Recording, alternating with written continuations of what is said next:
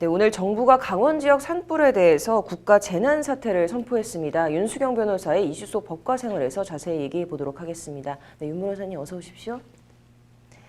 네, 현재 이 산불 피해 규모 어느 정도입니까? 네, 어제 4일 오후 7시쯤에 강원도 고성 일성콘도 부근에서 화재가 발생했는데요. 그 화재가 속초 시내로 확산되었습니다. 오늘 오전까지 확인된 것으로는 50대 남성, 70대 여성 등 2명이 사망하고 11명이 부상했다고 합니다. 그 피해 규모도 엄청난데요. 산림이 약 250헥타르, 주택이 125채가 소실됐습니다. 정부는 5일 오전 9시를 기해서 대형 산불이 발생한 강원도 일원의 재난사태를 선포했는데요. 그 지역은 강원도 고성군 속초시, 강릉시, 동해시 인제군 일원입니다. 네, 그럼 이번과 같은 이 국가 재난 사태 어떨 때 선포가 되는 겁니까? 네, 국가 재난사태는 재난이 발생하거나 발생할 우려가 있을 경우에 피해를 줄이기 위한 긴급한 조치라고 볼 수가 있겠는데요. 중앙위원회의 심의를 거쳐서 행정안전부 장관이 선포하게 됩니다. 재난사태를 선포함에 따라서 관련된 지역에는 그 조치와 범정부 차원의 지원이 이루어지게 됩니다. 네, 그럼 이런 국가 재난과 관련한 관계 법령은 현재 어떻게 되어 있습니까?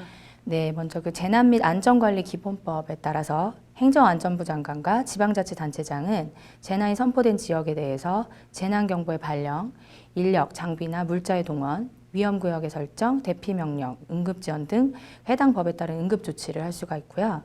해당 지역에 소재하는 행정기관 소속 공무원을 비상소집하거나 해당 지역에 대한 여행 등을 자제하도록 권고하거나 그 밖에 재난 예방에 필요한 조치 등을 취할 수 있게 됩니다. 네, 지금 이제 나경원 자유한국당 원내대표의 어제 그 국회 운영위원회 회의 발언이 지금 논란이 되고 있습니다. 구체적으로 이게 어떤 내용입니까? 네, 그 고성과 속초 등 강원도 산불이 한창일 때 정의용 국가안보실장이 국회 운영위원회 전체 회의에 발이 묶여 있었다는 사실이 알려져서 논란이 되고 있는 건데요. 4일 고성에서 시작한 산불이 속초, 강릉 등 강원도 대부분 지역으로 번지면서 대응 3단계까지 발령이 됐었는데 정의용 국가안보실장이 그 여야 간 공방이 벌어지고 있었던 국회 운영위원회에 참석했다가 질문을 다 마칠 때까지 갈 수 없다라고 하는 나경원 자유한국당 원내대표의 발언으로 이석이 불어대면서 그 산불 관련 심야 긴급회의에 참석하지 못했다고 합니다. 논란이 커지자 나 원내대표는 기자들에게 회의 중이라서 화재 상황을 파악하지 못한 상태였다라고 하면서 정의용 안보실장이 산불의 심각성을 보고하면서 이석에 대해서 양해를 구하지도 않았다라고 해명한 바 있습니다. 네, 그렇다면 이 컨트롤을 지금 청와대 안보실장이 쥐고 있다는 건데 구체적으로 이제 어떤 역할을 하는 건가요? 예, 먼저 그 국가안보실은 정부조직법 제15조에 따라서 구성이 되는데요. 그 국가안보실장은 국가안전보장회의의 상임위원회 위원장을 겸임하게 됩니다. 이는 박근혜 정부에서 신설이 됐고요. 이 권한은 같은 장관급인 국방부 장관이나 외교부 장관, 통일부 장관, 행안부 장관보다 높은 자리로서 대통령의 외교, 치안 안보의 실세라고 할 수 있습니다.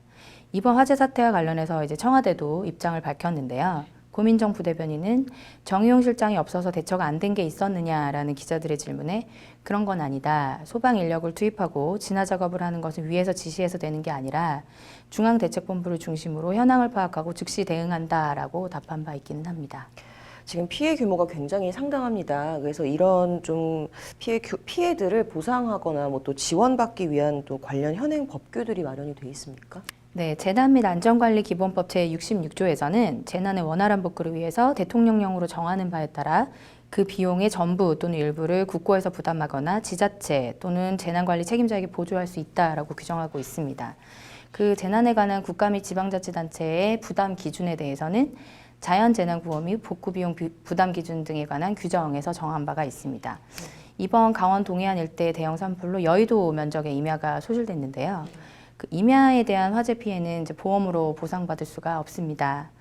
손해보험사들은 화재보험에 산림화재 특약을 판매하고 있기는 하지만 가입이 거의 없고 사실상 판매되지 않는 것으로 파악되고 있습니다. 그 이유는 이제 위험률이 높다 보니까 보험사들이 인수심사를 까다롭게 하고 있어서인데요.